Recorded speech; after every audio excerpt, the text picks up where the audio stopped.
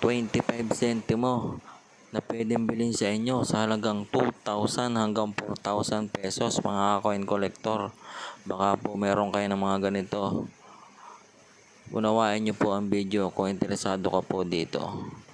Magandang araw po mga coin collector.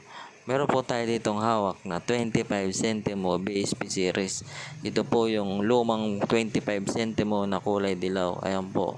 Kung makakita po kayo nito na year 2006. Ayan po. Year 2006 lamang po ang hinahanap.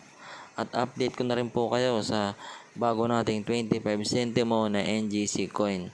Binibili rin po natin ito ang taong year 2017 naman po ang hinahanap natin dito sa 25 centimo na ito. At pwedeng bilhin sa inyo sa halagang 600 hanggang 1,000 pesos mga coin collector. Ito pong 25 centimo